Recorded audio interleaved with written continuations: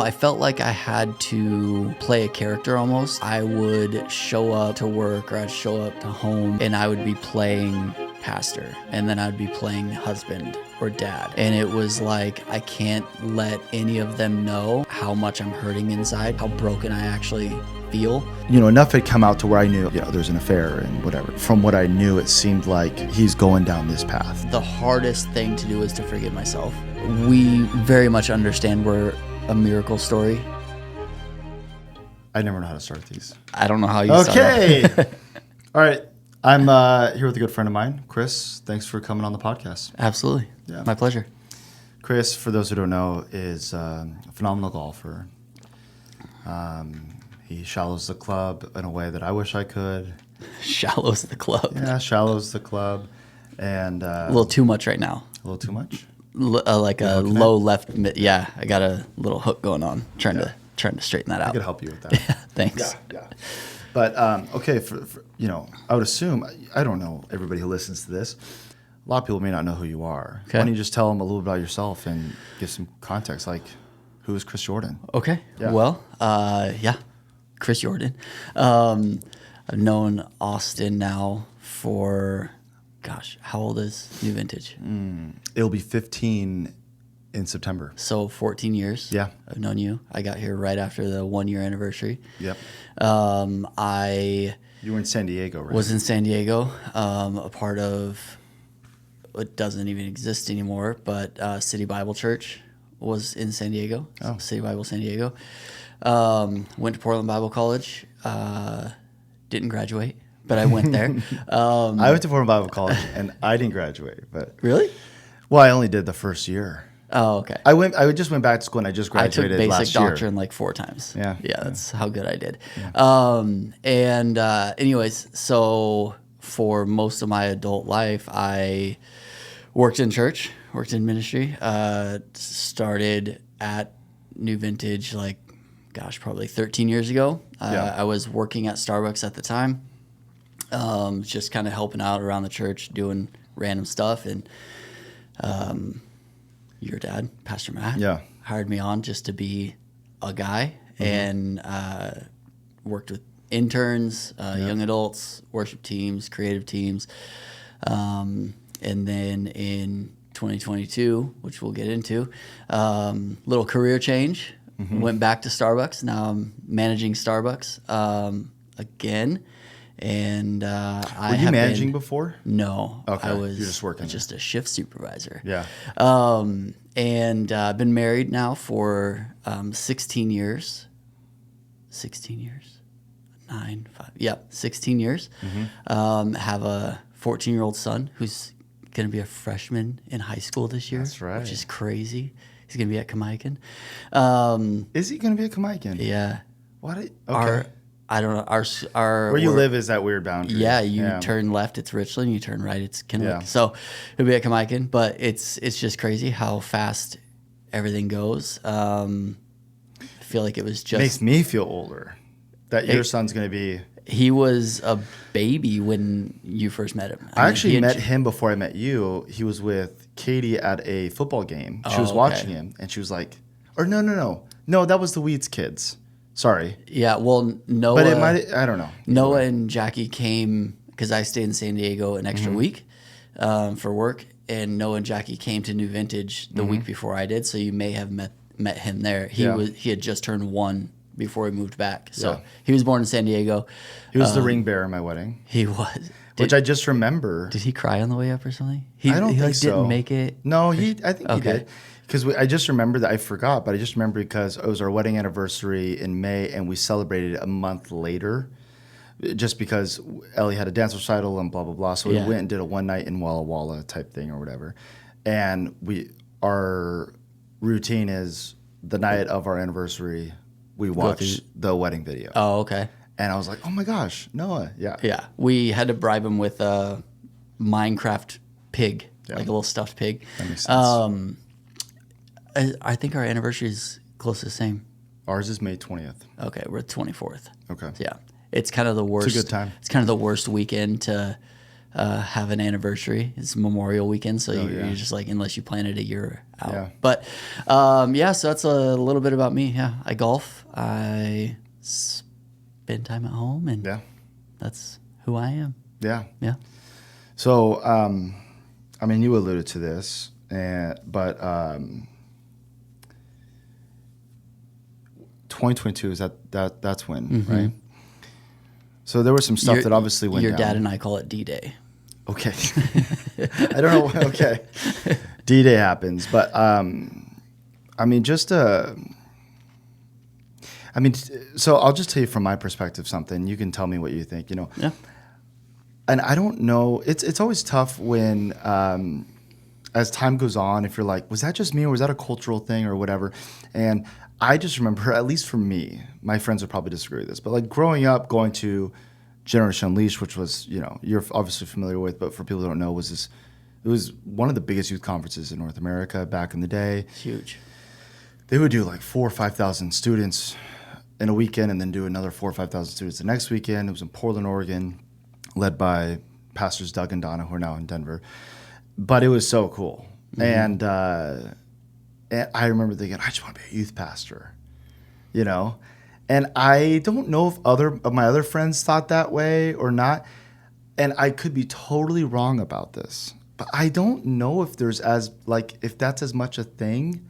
I don't know. Yeah. You mean now? Yeah, but I'm also not 15, 16. Yeah. And, there's not as many conferences and things like that back then. Yeah. But anyways, I say all that to go, and this is going to sound weird, and I don't mean this in a negative sense, like about ministry, but like I couldn't have imagined when like I first just, even as a volunteer, started doing anything in ministry, I couldn't have imagined like an identity apart from that in a sense. And, I don't know, maybe it's having kids or just being in it for a while. I'm not saying that, I don't want to be in ministry or something like that. But in some sense, my identity was so wrapped up in that, like I couldn't envision like life apart from outside it. Of that, yeah. Yeah, and then stuff happens, and you get worn out or whatever, and there's this lure of like, oh man, maybe I'll just go out and work at the nuclear site or so. I don't know. I'm just making stuff up. Just go make money. Just go make some money. No, but I don't know. So I don't know if you felt that way as well. But for sure. Like for me, I kind of grew up in church. Started going to, there was like this neighborhood kind of mom, grandma who would pick me and a friend up and take us to Richland Baptist Church when I was like elementary school. Yeah. And we were part of this thing called Awana. It was like Boy Scouts for Baptists. Okay. I don't know if that's offensive or anything, but that's just what it was. They had like the little shirts and badges and everything. And to get in, you had to have your memory verse memorized and all this stuff. And so from like third grade all the way through even into my adult years, I was at summer camps every year.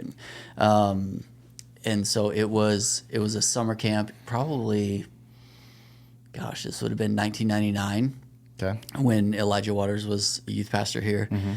Went and just had kind of the most real God experience up until that point that I had. Yeah. How old were you? Like 15? 15, yeah. Yeah, 15. And it was just, I don't know if it was because of just close proximity to Elijah or the other youth pastors that were there, but it was kind of this thing of like, I want to do what they do. I want to be, because my past, I've got some, abandonment stuff. I've got some parental, like, absent men in my life sort of things. And Elijah just kept showing up and showing up and showing up for me. Which I also, like, I don't want to knock that, like, what I was saying earlier. Like, I think that can be a good thing too. I think part of it is just if you've been impacted by somebody in a role. Right. I think there's a good thing that's like, I want to do the same thing for other people. Right. And that's exactly what it was for me. It was and it can be negative, but I think for a lot of people it's just and I didn't like school. School for me was just like trying to find a girlfriend. Yeah. I did not like the academic part of it. So for me, from 15 years old, that's all I wanted to do. And so like graduating, being done with high school, starting Portland Bible College, it was like just the natural steps. I remember my heroes were like, it was like Elijah, Chad Veach, Judah Smith, and it's so embarrassing. I remember the first time I met Judah, I was like starstruck. He was still in Seattle at the time. Went into a green room. This was at Generation Unleashed. Went into the green room. One of my buddies was like, "Hey, I can introduce you." And they were like, "Hey, Judah, this is Chris. You want to meet you?" And I had listened to so many of his messages. I knew so many personal details about him. Yeah. And it was, oh my gosh. Are you still living on 5207, Judah? It was like South 34th Street? He was like, "Hey, so you're a student at PBC?" And I was like, "Yeah, I am." And I just, it's so cool that I'm there and I go to the same chapel that you preached at when you were 14 years old. And I just give him all he goes, "Wow, nice to meet you, bud." Oh my God. I was like, I never want to see him again. But yeah, so it was like ministry and helping people was always plan A. It's the only thing I ever wanted to do. You could have, we had Quest as our internet provider growing up. And so we made it, our emails account were at q.com for Quest, whatever. And my first email was Judah's friend at q.com. Yeah. I mean, he was the only that I was aware of, like the only guy, like he was doing uploading videos onto the podcast platform, and it was like on local TV. Right. So it was just super accessible. Well, and I went from listening to like preachers on cassette tapes. Right. Like I listened to like TD Jakes and Chris Hill on cassette tapes, and you'd pay $3.99 and get this cassette tape sent to you from somebody you saw on TBN. Right. And then all of a sudden Judah shows up and there's like video and CDs and you're like, oh. But it was like a legit TV show. Future. Hey, welcome back to GCTV today. There was like, it was super cool. Yeah. So that was part of it. Yeah. And okay. I think going back to kind of what you alluded to in the beginning, where they're like kids, you don't really hear that anymore. I think just culture sort of changed. And I think the most influential people I know, at least in my son's life, having a high school student now, not that our youth pastors aren't influential in his life. He loves them, but the most influential people in his life, I hope, are me and his mom, but it's like YouTubers and that's what I was wondering. Musicians. Well, because there's even less youth conferences and stuff like that, like events that there used to be. And I don't know if it's exactly tied to this, but I wonder partially if it's as things online have grown, it's like, if you wanted to see that speaker, you had to go drive. Right. And that just does, and so, yeah, anyways. But okay, I cut you off with my Judah's friend at q.com email. Totally fine. Okay, so you met Judah, you wanted to be in ministry. I don't know if there was more to that that was point. that was always plan A. Yeah. I mean, it's, it's always just been what it was. And I don't want to sound like what was, I just don't know if I'm good at anything else. And not like ministry. Sure. Like I've told people this, preaching or leading worship or doing something where you're like on stage, that's just icing on the cake to me. That's just like an extra thing. Sure. When people, I think initially the draw to ministry is to be on stage or to be the influential, like you want to be the person with influence. Right. And while it looks cool, that's not ministry. That's just a very small portion. Like when you speak on a Sunday, that's 3% of your week. Yeah. The rest of it is meetings, one-on-one with people. I just like to help people. And when I was young and I wasn't doing it, it was like, that would be so cool to do that all the time. But then you start doing it all the time and you're like, I don't have any more stories. I don't have any stories, but also it's not like you're as eager. Not in a bad way. It's just, Right. You get your first invite to speak where it's, your dad comes to you, hey, would you share a 15-minute little message or whatever on this day. You're like, oh my, you're so nervous. Yeah. 10, 12 years down the road, you're like, do I have the time? I don't know.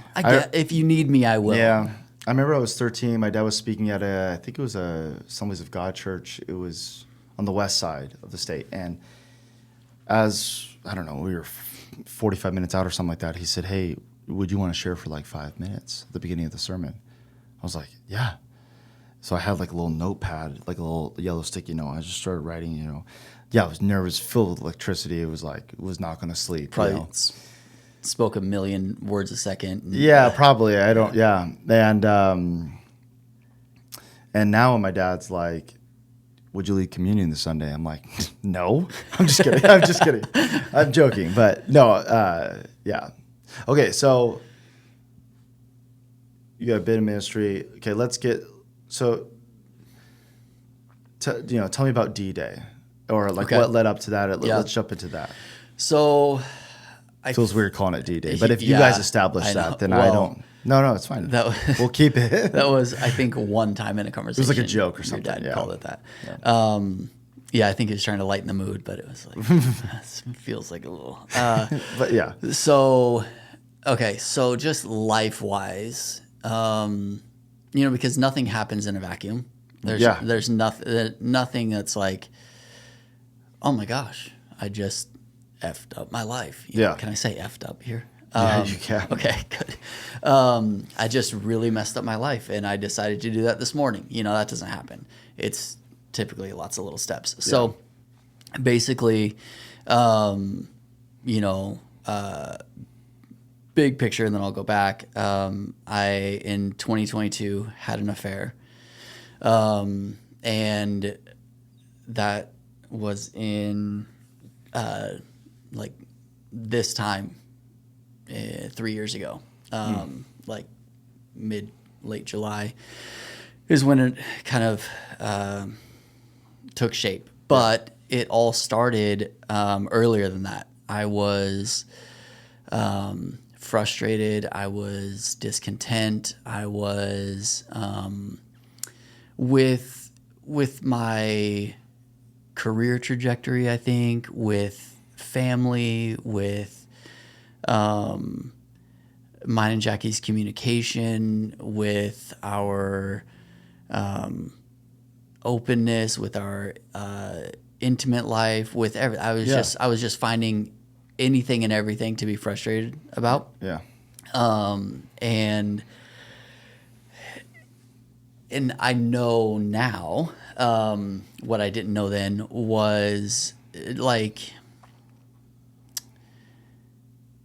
just the idea of, I don't know, I felt like I had to play a character almost, where I would show up to work, or I'd show up to home, and I would be playing pastor, and then I would be playing husband or dad.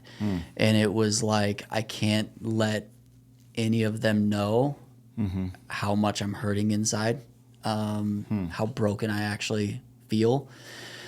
And, looking back, there was, a few months where I was feeling this way, and nothing had been going on the extramarital side, but I'm having like guest speakers every Tuesday for young adults because I'm just not in it. I just didn't care. I was just like, and my selfish side of it was like, I'm dying and nobody's asking me. Nobody's throwing me a life ring, and I'm out here drowning and nobody's noticing. It's kind of like when, like in marriage, like I've been critical maybe it's too strong, but like I've called this out when McKenna's done this, and then there has been definitely moments where she's like, you're doing the exact same thing. But when it's like you're frustrated about something, or they said something that bothered you or whatever, and it would just be so nice if they're like, hey, what's going on? I'm here to listen. But they're just carrying on. Yeah. She's like cooking dinner or whatever, and I'm like trying to send little signals, like, hey. Well, and I'll be like, I can't read your mind, and then, but just give it time. And I've done the same thing. Yeah. Yeah. Yeah. And I was almost getting, and I got frustrated with church staff. I got frustrated with, which, church staff is like my best friends and my coworkers. And, we've been together for, 13 years now at that point or whatever. Yeah. Or 11 years at that point. And frustrated with my wife, frustrated with, close friends who aren't on staff or whatever. And through like the last few years, I realized it was, I didn't give anybody an opportunity to show up for me. It wasn't like people didn't care and they just weren't showing up. I wasn't being honest. And so in the midst of all of that frustration and anger and resentment and confusion and just like, where's my life going sort of a thing, there was a lady who was friends with my wife, sent me some messages on, it was just like, it would seem like the most innocent message. Lighthearted. Yeah, just, it was about like a golf club I was selling. And I responded and it opened up a door. And I didn't think anything of it at first. It was just like, whatever, no big deal. Red flags weren't going up on that first message. Right. Yeah. But then, they start coming to our church. The messages keep going. And there wasn't a red flag until, and there should have been, Yeah. Now it would be like, having gone through what I've gone through, it'd be alarms, But there wasn't a red flag until I got a message that said, hey, your wife doesn't have access to your messages, right? And I was like, oh, shoot. Like, where's this going? This is crazier than I thought.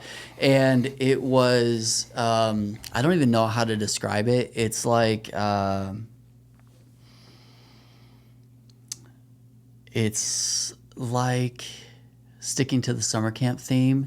When we do those slip and slides with all the baby oil and the water and the mud and like it's a downhill thing and there's no way, like once you're going, you're gone. Yeah. That's what it felt like. It felt like my feet just slipped out from underneath me. You were gone. And there was no clawing my way back.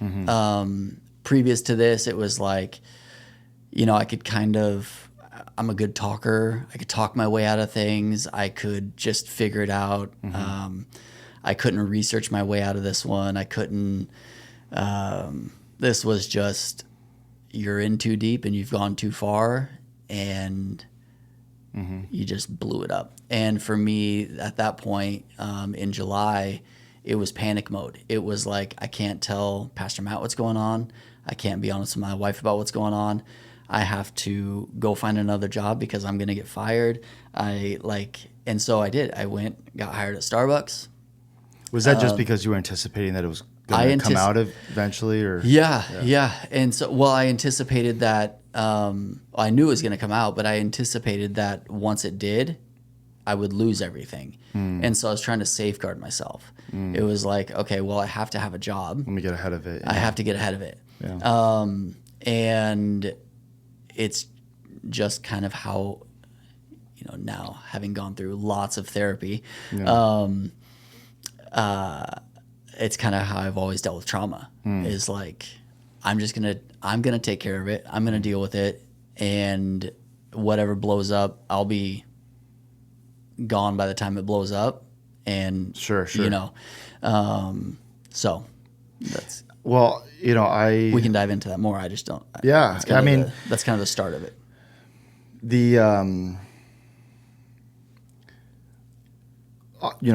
Obviously, like stuff I'd heard had come out in pieces. It wasn't like, hey, here's the whole story from A to Z or whatever. And it's kind of tough because like you don't want to assume when you hear just a piece, but you're like, it sounds like maybe there's something more going on. Yeah.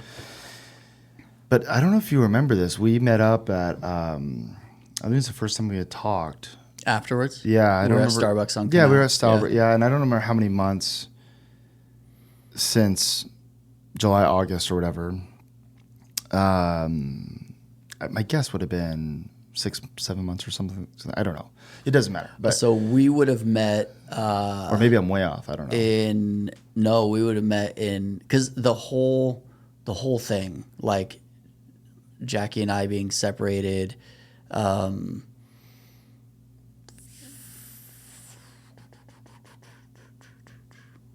can get to some more details, but there's like 5 months of total. It was like, it felt like the longest season of my life. Yeah. But when I look back, I'm like, gosh, how much damage, could you do in 3 to 4 months? Yeah. But yeah, so we would have met in like January, February. Okay. Well, I remember you saying something that, man, I had not, like, it caught me out by surprise, not in a bad way, but like, I was like, oh, I didn't think of that. And, it was an emotional conversation for the both of us. It was like the first time we were talking or whatever. And I remember you saying something like, not even, you weren't defensive, and I didn't take it as like an attack or anything. I think you were just genuinely asking as a friend, but you're like, man, why didn't you reach out or call me or text me or whatever? I don't know if it was something like that, but it was like, I was really stuck on that for a while. Yeah. Okay. In all of my conversations. Oh, okay. And yeah. And it's interesting because like looking back now, I remember I was thinking about this as I knew we were going to have this conversation today. And I remember thinking, maybe I couldn't articulate it then, but I think, so to put a pause on that for a second, like, especially when I was a younger youth pastor, it bothered me way more when people left the church or the youth ministry or whatever, especially if I felt like it was on bad terms. Now, you get older, there's more experience, or you have more perspective, and it can still be tough, but you go, okay, like, that's all right. Yeah. But I remember especially taking, like, if a leader was offended or left or whatever, taking it very, like, personally. Mm-hmm. And then I would do everything I could to meet up with them and talk them out of it, and, like, try to be, like their tough brother, but also like, man, I still care about you. And I think, I had a little bit of this savior complex, and it kind of culminated in this one spot where there was a couple at the church, long time ago. And they came for a short period of time, but they, the husband, I think they were dating at the time, but the husband, now husband, was an atheist and didn't want to go to church. And she kind of was like, you need to come to church, and this is important to me, and blah, blah, blah. And she had just recently got back into it. Anyways, he gave his life to Jesus, and it was this kind of cool story. Mm-hmm. Well, without getting into detail, she ended up leaving and was offended and all this stuff. And I met up with him. And this is when I realized, like, man, I'm trying to do too much. But I met up with him, and he was kind of like, well, I don't want to speak on behalf of my wife. And I'm like, dude, I'm not going to, like, take what you say here and post it or something. Like, I'm just trying to figure out, like, what's, like, I actually care about you guys. And I wasn't just doing this. They weren't even youth leaders. This was just more relational. And I remember him saying, my wife feels like no one's reached out. And in my head, I'm thinking, my wife texted your wife like 2 weeks ago and got no response. But I was a little bit emotional and and this was in a season where I kind of had a few of these conversations over the last year. Right. And I said something I should not have said. It wasn't like too bad, but I said, to be honest with you, people will leave, and then they get offended that, like, I don't reach out. Not that I don't with everybody, but just, and he was okay. And I said, nobody has ever reached out to me, not one. I was like, including you and your wife. And I'm like, and so we're sitting here talking about how, like, we're still friends, but, like, I had to hunt you down. Mm-hmm. And that's, even if there's some truth to that, it was probably not the right way to approach it. But I'm just trying to be honest. Say that's what happened. So, anyways, okay. Yeah. So fast forward. I think at that moment, looking back, I'm like, yeah, I wish I would have. But I was scared that okay, two things, and then I'll let you go because I've been rambling here. But I think one, I was like, when enough had come out to where I knew, okay, there's an affair and whatever. And I didn't know, but from what I knew, it seemed like he's going down this path. And I kind of thought, like, yeah, he's made his decision. Mm-hmm. That's what I, at that moment. Yeah. And then the other part of me was like, I thought, I thought, do I really think I can go, quote unquote, save? Not save as in like salvation or their soul, but just like, can I really go rein this person in relationally, And I remember kind of, and then there was just a part of me that was like, man, I don't know what to do. But looking back, yeah, I think, there has to be realistic expectations, obviously, but like I go, yeah, looking back, obviously, I wish I would have just been like, hey, still care about you. But I think there was I was kind of frozen. I was kind of like, is he going to like pick up and move to Chicago? I don't know. Just making to Chicago? Deep dish pizza? Yeah. So I didn't know. Yeah. Well, there's no handbook to it. Right. And there's no exact right way. I'm just telling you that was kind of the mindset. I don't know. So yeah, what were your thoughts? I was really stuck on that for a long time, where it was like, this friend didn't reach out, this friend didn't reach out. Initially, or do you mean like later? Like, or was it the whole time? I don't know. Like initially it felt like, well, I blew it up and I guess this is my life now. And then fast forward like 2 months, it's like, okay, I don't like this life now. How do I get out? And then you start like, well, I haven't heard from this person. I haven't heard from that person. I'm kind of... I think I just assumed like what you described as that first initial... Was like the whole... Yeah. Was the whole thing. And I shouldn't have done that. But yeah. That's well, what no, it's... not they shouldn't have. I mean, yeah. Yeah, we just don't know what to do. And like,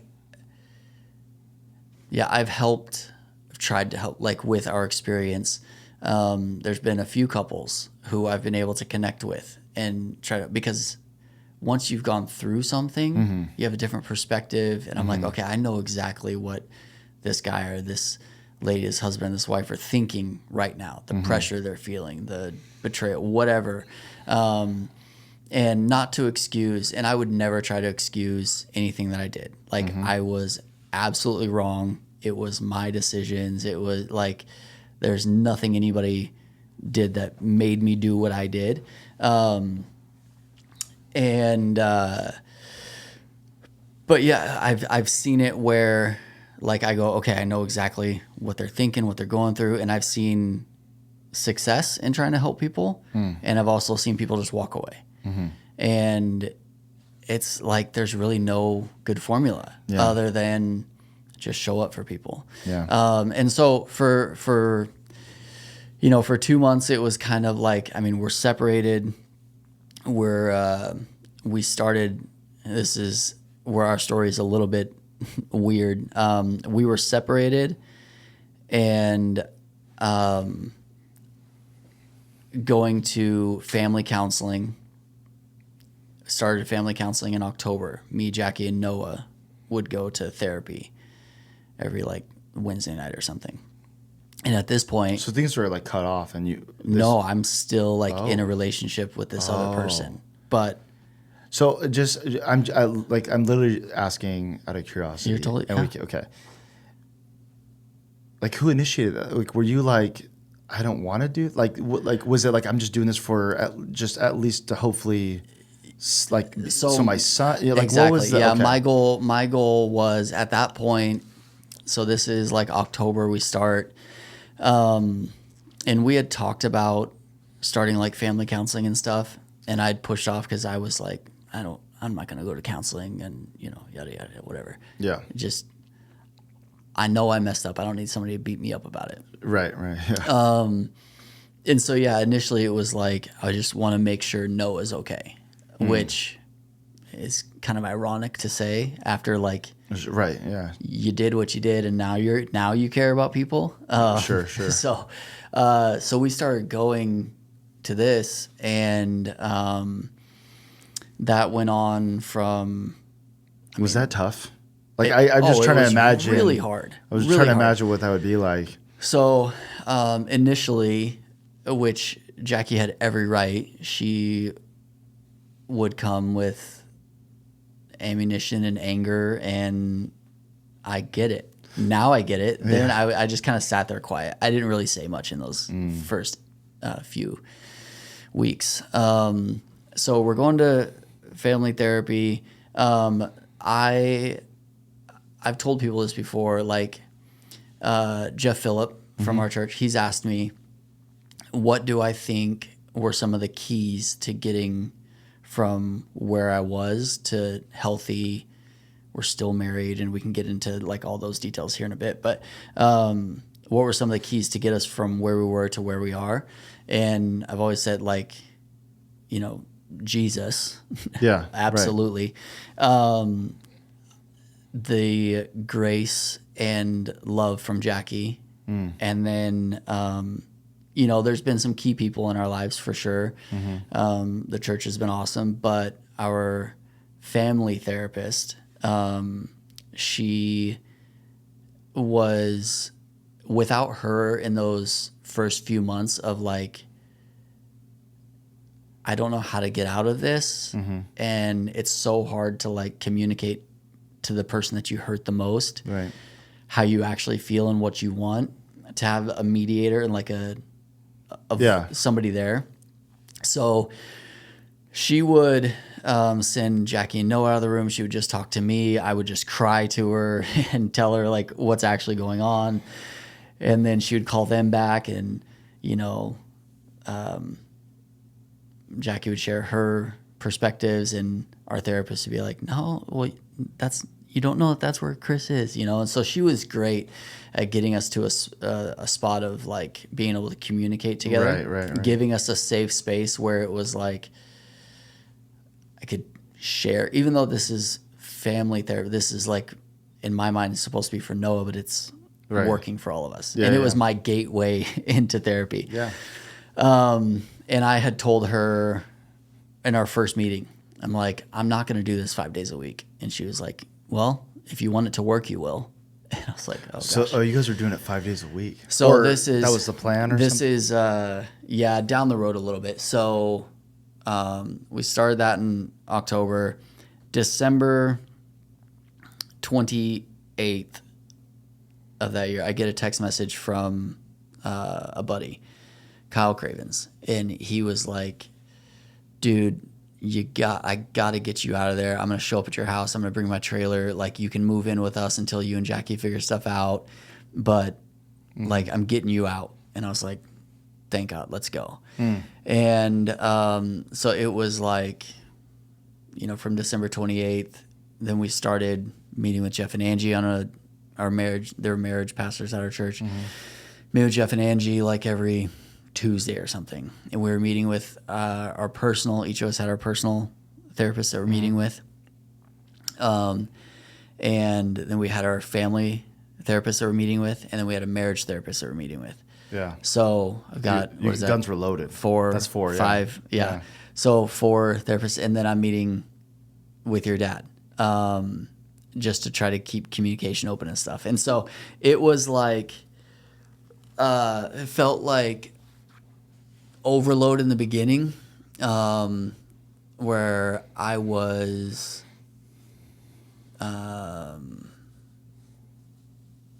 ready to just get beat up every meeting and just like kind of torn limb from limb. But what was awesome is that didn't happen in any therapy session, in any meeting. There was honesty, but I didn't feel anything but love and care, not just for Jackie and Noah, who hadn't done anything wrong, but for me. And so, so we went, probably a good 6 months of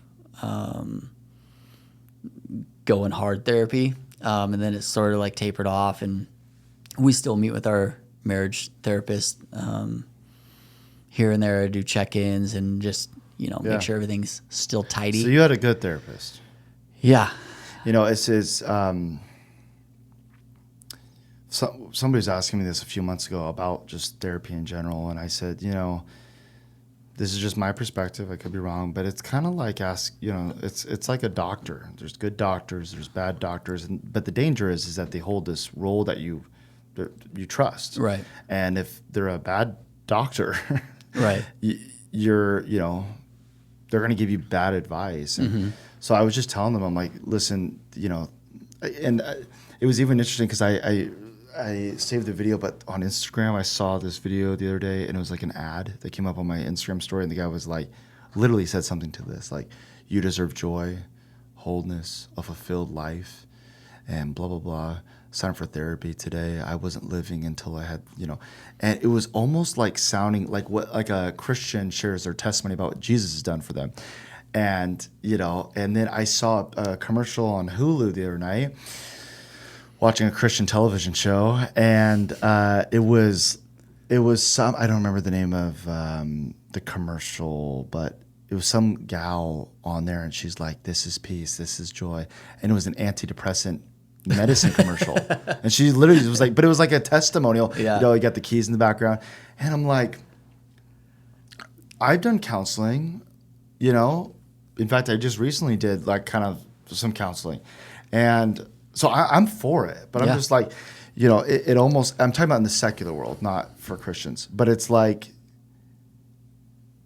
I shouldn't go down this path, but it's, everybody's religious to an extent. It's like everybody's searching for something. And at least in secular, in the secular world, it seems like therapy again, I'm not saying in every context, but for some, it's like become the new cathedral. It's like, and well, I think it can be just like a place where somebody just goes and vents. It could be that too. Yes, like it's just get a friend. I think therapy's great.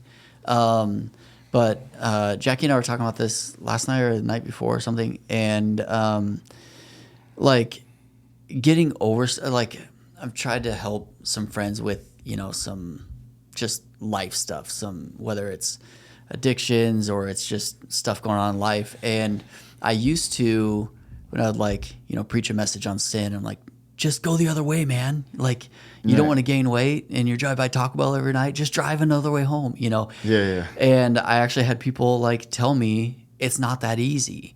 Right. And, walking through the biggest sin or storm or whatever you want to fall failure I've ever walked through. They're right. It's not as easy as just quit.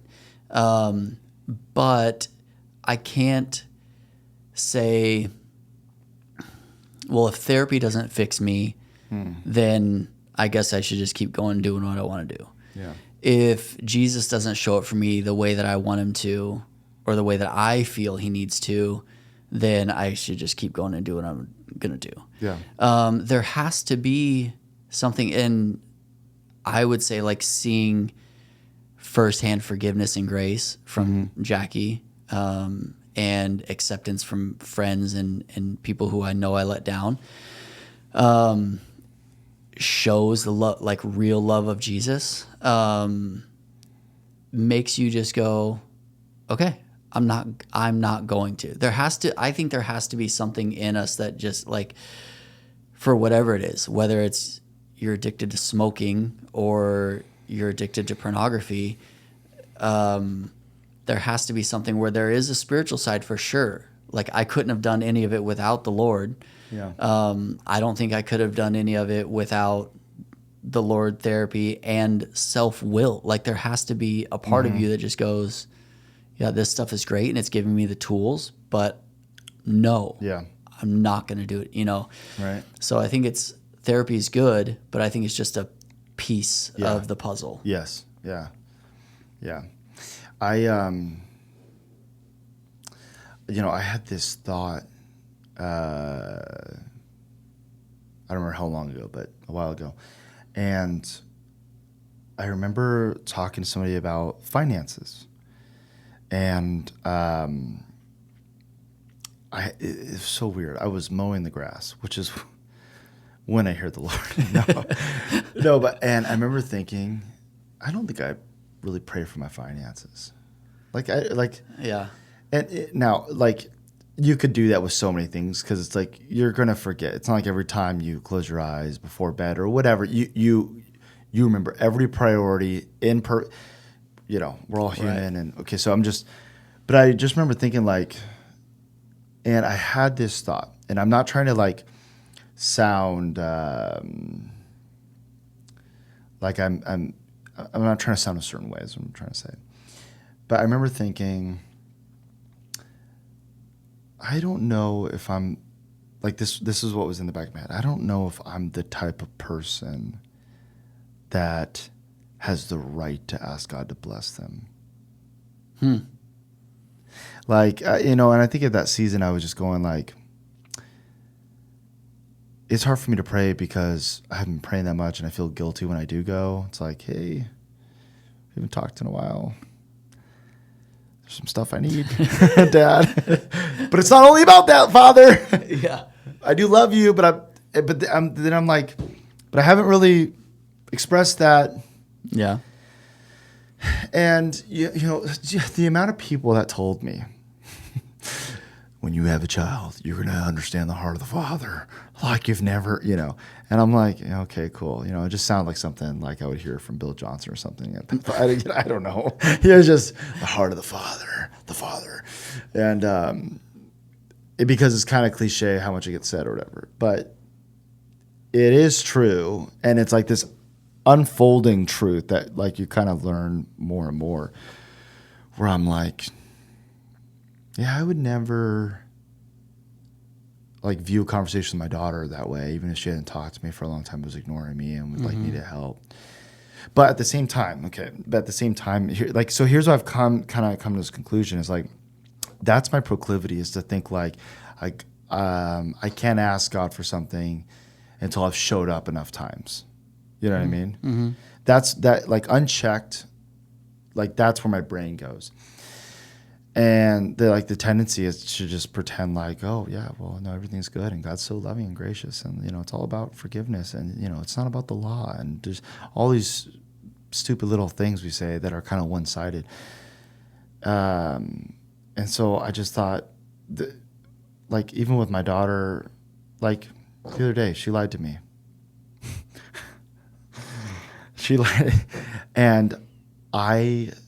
She lied to me, and I thought, I do not want to minimize that. It wouldn't be loving to be like, honey, it doesn't matter. It's already been forgiven. I've already forgiven you. I don't want to, because that's not true. Right. I'm just going to turn into a psychopath, who doesn't feel guilt about anything. You know what I mean? It's okay if I lie because my dad just says. But I don't want her to think that he forgave me before I was even born. Yeah. Past, present, and future sins are forgiven.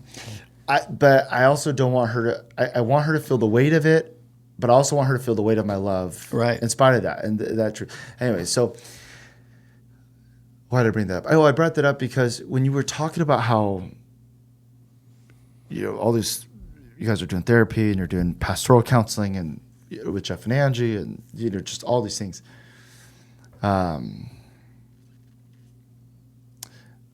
This is an assumption, so correct me if I'm wrong or add to it, but I'm assuming it was probably tough to receive forgiveness. Or does that make sense? I don't know if I'm saying it the right way. Yeah. It was tougher. I don't know how to say it, what I'm trying to, yeah. It was tougher to receive forgiveness from people,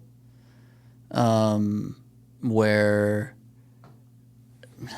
I don't know, tougher is though. I guess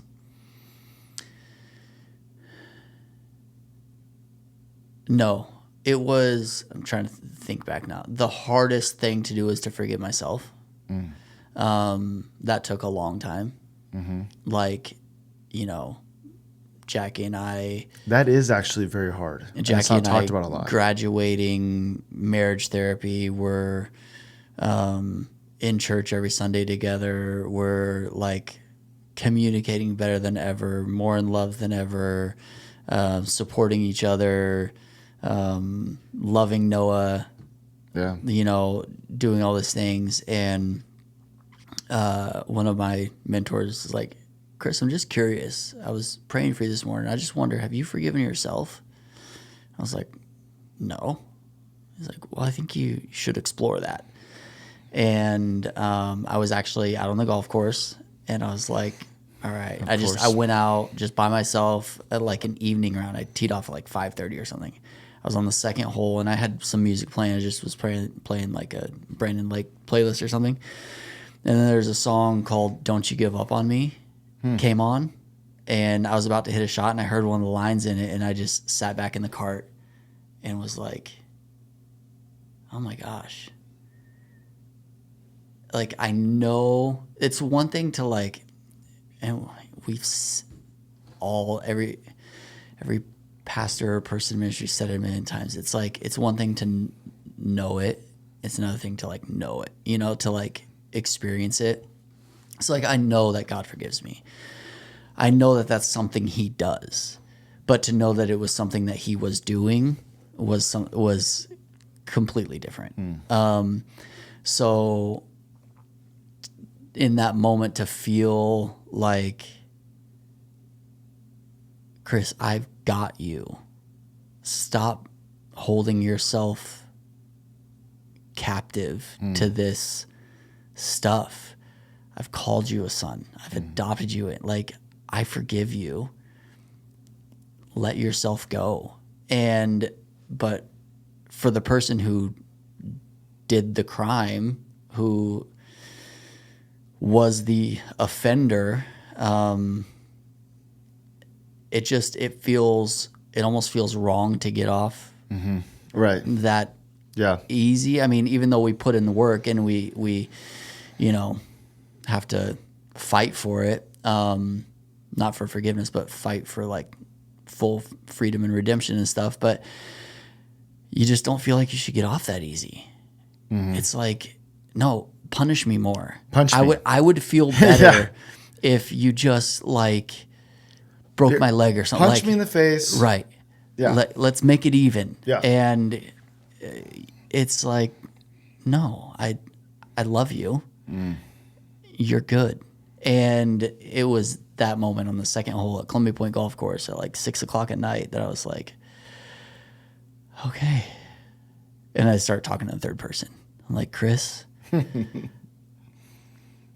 we had dreams and God still has those dreams. We had plans and he still knows those plans. Speed bumps, road bumps, detours, all of that. He can redeem it all. I forgive you. And I'm like sitting there just by myself, just crying. Yeah. I imagine like people on the other fair, they're like, what the heck's wrong with that guy? He just birdied the last hole. They're like, Chris, it's not that big of a deal, buddy. Yeah. So I think that was huge. Yeah. So now, I've said it, but Jackie and I have said this multiple times. We don't like how we got here, for sure. Wouldn't recommend it to anybody. Yeah. But we are so thankful for where we're at. Okay, I'm actually curious. I mean, just because, unfortunately, like, the thing is that, I just finished writing a book at the beginning of June. Congratulations. Thank you. And do you need somebody to do the pictures for it? Yes. Okay. Yeah. I got you. And there's a section in there, It's a short book, but and I honestly I wrote it for Bodie and Ellie for them one day. That's awesome. And I wrote it because I thought I was going to write. I had this idea for a book, essentially on soteriology and the different views on it, from the Eastern Orthodox view to Roman Catholic view and the Protestant view. And I started thinking about that, and I started thinking about every foreseeable objection and every type of person reading it. It was like, this is going to take me 3 years, and so then it's going to be this thick. Yeah, and I just and then like, am I even qualified? And then but I've had this burning idea for a book in me, but I was like, it's not like some super. And I thought, what if I just wrote this for them? Then I don't care. I don't care legitimately. It's great if more people read it and they resonate with it, but I just want them to resonate with it one day, right? Mm-hmm. So it relieved me from all pressure, and then I just feel like I have a pure motive in doing this, right? But there's a section in there all about encouragement, but I kind of tackle it differently, and it was really stemmed. It was actually the first chapter I had an idea from, but it stemmed from like probably one of the most discouraging seasons of my life, and I thought about encouragement differently. But in there, I talk about like self-righteousness, and I think it was because in that season I was like trying is the key word, evaluate myself and going like, I'm not even talking about like the situation, like your situation. I'm just saying in general, man, it's pretty easy though to like, when somebody else messes up, I think it's a normal reaction to go, dude, or whatever. Yeah, I'm not sure. saying, you know, but sometimes that can turn into like this superiority complex thing. Mm-hmm. And I realized, I'm like, man, self-righteousness can creep in from thinking that you're better than somebody else, or even from just having higher standards. You may not even live. I just read this like 3 nights ago. I don't remember the author's name because he's quoting another author, but he says that there's this guy, and he says he's not even a Christian. He says nobody can live by their own by God's standards. And then he said he's not a Christian. He goes, but then again, nobody can live by their own. He goes, if we had a little voice recorder of everything that you gave advice to other people about and said, this is what I do. Mm-hmm. He goes, and then God took that voice recorder and said, here's the list of all the standards you've placed upon other people and yourself. Let's just see if you have succeeded in any of them. Yeah. He goes, so I can't be mad about God's laws. I can't even live by my own. And so I think even with you, not that you live better than somebody else, you just go, oh, you shouldn't, but you do. You know? Right. Anyways, and then here's the funny thing. I'm probably talking in circles, but I thought, when I've noticed somebody else being self-righteous, I start to get self-righteous because I'm like, oh, they're self-righteous. And then I get home to my wife, I'm like, they're so self-righteous. And then I'm like, oh, pity them. Do you know what the Bible says? And it's just, anyways, it's just this horrible trap though. Mm-hmm. And of just, thinking that other people are below you because of different stuff. And it's like in the golf world, they say there's only 2 reasons why you get frustrated after a round of golf. You finish, you shoot whatever you shoot, and you're angry. Okay. And it's either your perception of your own skills I feel like you're calling me out. Is higher than it should be. Like you have unrealistic expectations of yourself. Yeah. Or you didn't execute to your potential. Mm-hmm. And I think it's kind of true in life too. It's like I either didn't execute to my potential, mm-hmm. or my expectations of myself are higher than my capabilities. Yeah. Yeah. Yeah. But no, that's true though. That's true. Okay. So, oh man. Okay. So circling back around, so many people who, because everybody sins, right? but people's messiness, it all looks different, right? Everybody, you know, my tendencies might be different than yours, and you know what, and it goes without saying for everybody else. But I don't know. This is anecdotal, but from what I've observed, there's not a ton of people, again, just from what I've observed, who there has been some sort of big issue or sin or whatever that happens within the context of a marriage where they are back together with their spouse. I mean, it does happen, but I'm saying it's not all the time. And it's not the most common. It's not the most common. And they're like still in church, you know, they haven't like deconstructed into, you know, a blue-haired, no, okay. Yeah. No, but, you know, just like, you know, Jesus is is one of the ways. And the church has been lying about everything. And somebody's going to clip that and post that of you saying that. Yeah, well, it happens.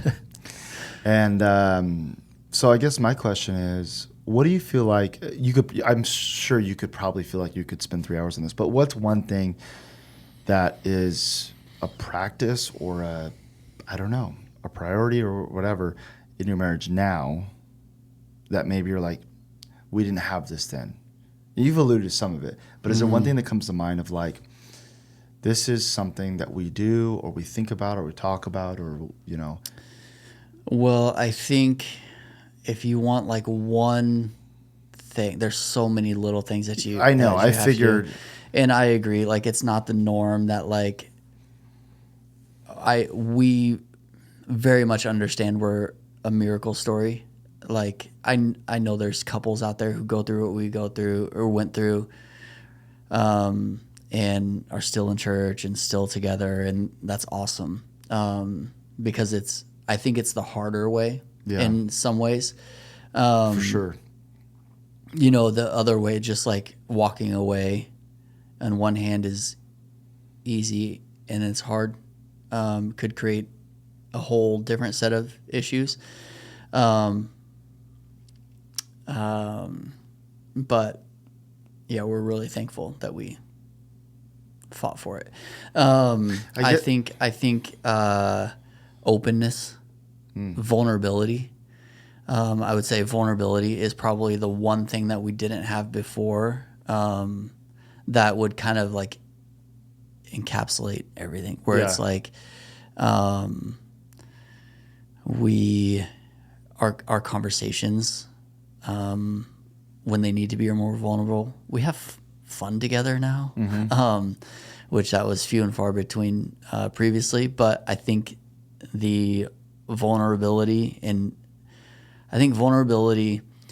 which it's often harder for guys to be vulnerable and open about what they're feeling, what they're going through.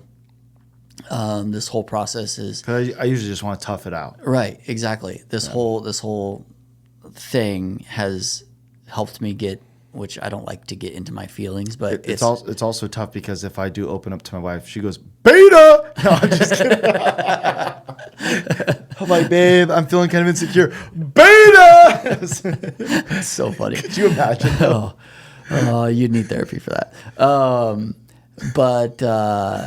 I think vulnerability leads to intimacy, and intimacy will lead to trust,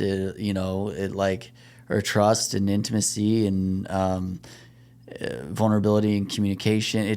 And that'll lead to fun. It's all intertwined. And I think there's like a million little steps that you could like bullet point and share, but I think that that's probably the thing that like is helping us. Yeah. And for me, like starting the whole process of restoration and healing is vulnerability. It's like, am I going to be? You can go to therapy, you can go to meetings with your pastors, you can go to coffee with friends, but if you're not going to be vulnerable and open and put your defenses down, because you've known me for long enough to know that in a previous life, I was a quite defensive individual, could have defensive tendencies. Sure. That was a mechanism that I would use to protect myself when I felt like I was in emotional danger or whatever. Right.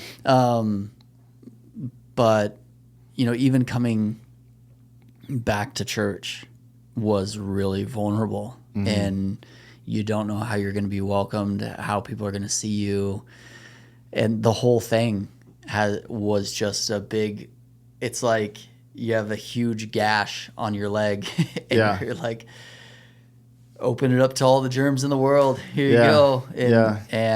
But with our community, we've been able to heal well. And so we're really thankful for all of you, the Molts, the church, our friends, our therapists. Well, I mean, genuinely, like, I'm thankful that you and Jackie are, not just married, but happily married, and like that you still go to, church and stuff like that, because like, I mean, you would understand this, and it's kind of alludes to what we were talking about at the beginning, but like one of the weirdest things for me, and like, I'm not a youth pastor anymore, so like, I'm not speaking on a regular basis, at all, really, which is fine, it's just kind of like, this is the season I'm in. It's fine. Yeah. Guys, I'm fine with it. Yeah. Beta! And I need to make a little sound thing that goes, beta! I don't know. Yeah. Yeah. But anyways, so what was he saying? I don't know. I'm going to yell that from the crowd next time you're up there on communion. Yeah. Start crying. Beta. What was I talking about? I was saying,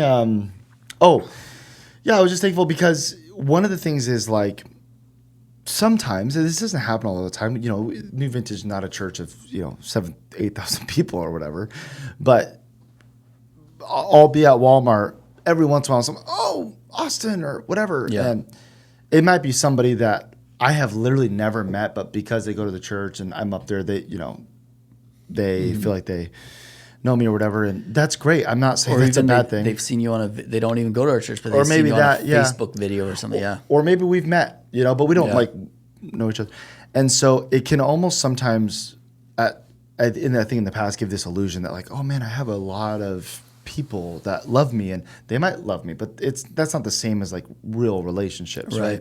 Like people that you're having over for dinner or vice versa, or you might go golfing with or hang out with or whatever, and. And when I look back now, our church is about to have our 15-year anniversary, and I think it's going to be an extra special one just because, of the building, this building project and whatever. But it's like, there's not that many people that, like, I've known, especially because I didn't grow up here, like, my whole life, for, 12, 13 years, that, like, I still see on somewhat regular basis. So, I think I just value those relationships, and not that I don't value the relationships that I've been 3 or 4 years. No, we hear what you're saying. You do. Yeah. So I'm thankful that you've done the hard work, and I think you already know this, but, like, I couldn't. Well, I want to be careful because I want to give away someone's identity, but, like, but. His name is Jake. No, I'm just kidding. We'll call him John because that's his name. But there was a friend of mine years ago who, for a totally different story. Not, not apples to apples here, but stepped out of ministry. And I remember talking on the phone, just saying, "Hey, like, how are you doing?" And not in terms of, like, ministry, just like, "Hey, miss you. Like, what's up? Let's get together." And I remember him texting me after that phone call, and it was like a 10-minute phone call. And it was like, "Dude, thanks for checking in. Like, since not being in ministry, I've had to be careful not to, like, play the victim card." He's like, because he's like, part of it I get, but I had all these friends who were also in ministry. He's like, and then I stopped, and, like, I don't ever hear from him anymore. And so I, like, texted him, like, "Dude, legitimately." I mean, to some extent that makes sense, You know, if you're in ministry and whatever. But all I'm trying to say is, I was like, dude, I couldn't care if you sold cars or whatever. Like, you're just my friend. Yeah. You know, and that's how I feel about you too. So I'm thankful that I feel like I shouldn't be recording this part right now. Maybe I'll cut. I don't know, but I'm just thankful you've done the hard work. Thank you. So yeah, appreciate it. Yeah. How long do you do these things? We can wrap it up. Oh, we don't have to. Yeah. You playing some golf tonight? I don't know. Maybe. I would like to. I would like to. I can't tonight, but I would like to. I would have liked to. I have. You told me when we were starting this that if I had a question, I could ask you. Yeah. We could talk about something. Yeah. There's not a lot of things that, people like you and I who have gone to church for a long time, we've been in a lot of services, and there's a lot of things that can like be like, oh, come on, why? But where do you think you draw a line in the sand, Austin? Okay. No, where do you think the balance is between like, I'm thinking like from a worship and production standpoint. Preaching is pretty much like, it is what it is. I mean, there's people who put rain and awesome props up, but but preaching is pretty much what it is from a production standpoint. But like worship and production, I've actually been seeing a lot of things, and maybe because I've been kind of interested in this, you know how like your phone just knows, and so all of a sudden the algorithm, you watch one video about one worship video or one little message. So like from a I saw this video that this guy was talking about like mega churches and their worship and how it's not worship because it's a show. It's people, it's a concert. It just happens to be in the context of a church or whatever. And then you go the other way where it's like, and thank goodness our church is not like this, but you go like the extreme other way where it's like low production and it's just like, it's a cappella. It's like a guy and a guitar who sings out of key. Right. Do you feel like it matters? Do you feel like? Because I have my thoughts on it, but I just want to hear what you. This is something that I've been interested in lately, just kind of like researching a little bit.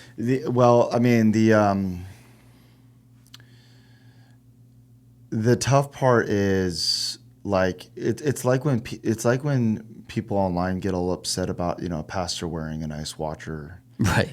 Those are funny. Yeah, like Russell Johnson. Have you seen? I don't know if you follow him on Instagram. That whole back and forth feud with that other guy. I've seen a thing. They used to be preachers and sneakers. Now it's like they got all kinds of ones. Prophets and watches. Yeah. And they got there's a million. But the stupid of course. Some preachers where I'm like, dude, why are you flexing with a $50,000 chain? Right. Like let's just contrast that to like a monastery where they take vows of poverty. Are you trying to like? So there's obviously an excess. The hard part, and the stupid part about all those like Instagram accounts is like, why don't you tell me how much a pastor should make? Like, what's the line? All those things are contextual to some degree. And I think with this stuff, it's somewhat contextual. Well, it's like a CEO of, like the building that we're in, Isaac's office building. He's got, I don't even know, say 4 employees.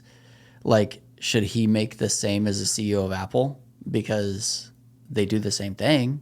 They're both CEOs, or whatever. They're both owner operators, but one is like, and so it's like it's all contextual. But I do think overall, I think that a lot of the bigger screens, bigger lights, bigger fox, I think part of that was influenced by the seeker sensitive kind of trend in the U.S. That like swept through evangelical churches where, Like it was said, we will do anything. This wasn't necessarily a phrase we said at our church, but like, it was at other churches. But like, we'll do anything short of sin to reach people for Christ. Oh my gosh! But that's literally what I heard a pastor say. We'll do anything short of sin to reach people for Christ, and that sounds like an eager, like radical. We will thirsty. Yeah, beta. But it's also like, well, hold on. The ends don't justify the means. Right. But anyways, all that being said, it is a good question because there's a long conversation to be had there. But here's my end point though. I think what churches should do, and I'm no, in some sort of authority to, give my opinion on everything, but I think they should focus more on things that are beautiful versus cool. I think that's the line. There are plenty of not just Roman Catholic and Eastern Orthodox churches, but I think Roman Catholic churches are prettier than Eastern Orthodox churches, but plenty of Lutheran and Presbyterian and so forth and so on that are gorgeous. You're talking like the actual buildings. The actual building, yeah. So, and some of those buildings, I've looked into it, have millions upon millions of dollars worth of art. Millions. Yeah. Nothing compared to Michael Todd's LED screen, which was probably a few million. I don't know. It's massive. Yeah. But my point is just that there are things of quote unquote value in both of those. But I think beauty points to something transcendent. I think beauty points to God. That's why art makes you feel like something more than just the physical world. Yeah. So, and of course things can become distractions. Yeah. But I think that,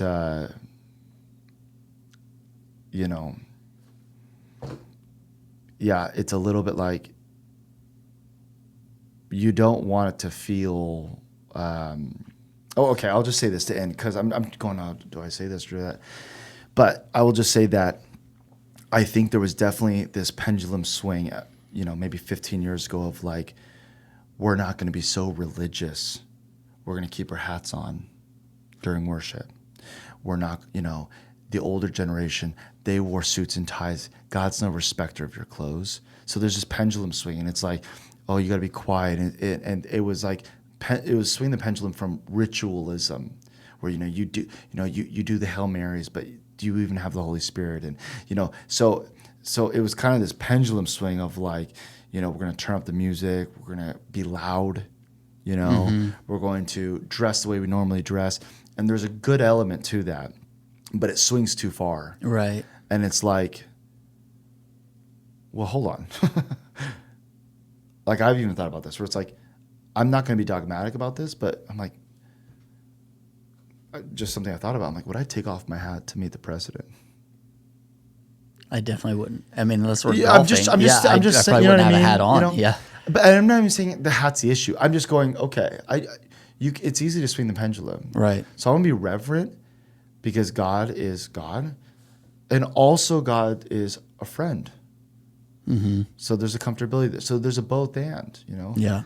Like I'm easygoing with my wife, but if I say something, which I have done publicly, that made her feel embarrassed or something, like her opinion was belittled, which I can do. I can be louder and talk quicker than her, and I go, oh, okay, she tells me, I go, okay, I need to make sure that even though I'm comfortable with her, I'm still giving her the honor and respect that she deserved, and I think that's tension. Really, yeah. So, sorry, that's a long way of answering it, but no, I think there's a whole other conversation there. Yeah, I like that.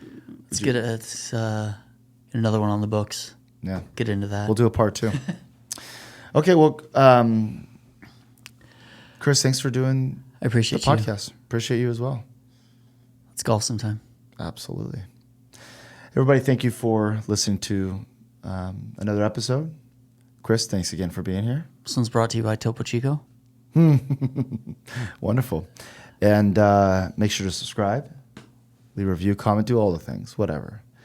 And the next episode that you see is going to be done in a new room. I'm turning my office into a little like a mini podcast studio. Heck yeah.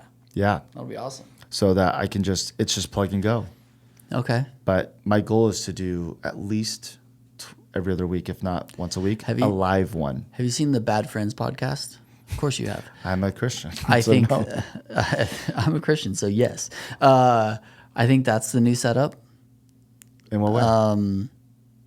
Like what I've seen it, but again, not really. But like, what do you mean by that's the like I can be your Bobby Lee. Oh, okay. I got you. I'm just kidding. Yeah. No, but you know what though? It's always more fun and it's easier to do it with somebody else. You know what I mean? Like than to just, because it feels like when you do it by yourself, at least for me, I have to script it more. Oh, you know for what sure. I mean? Because you mean if it's just you in here? I've done some, yeah. You just talking to... Yeah, okay, don't act like that's so surprising. Yeah, I've done that. Yeah.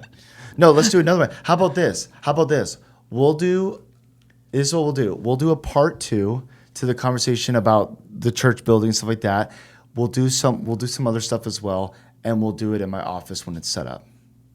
Whatever you need. Whatever you want to do. Everybody have a great day. God bless.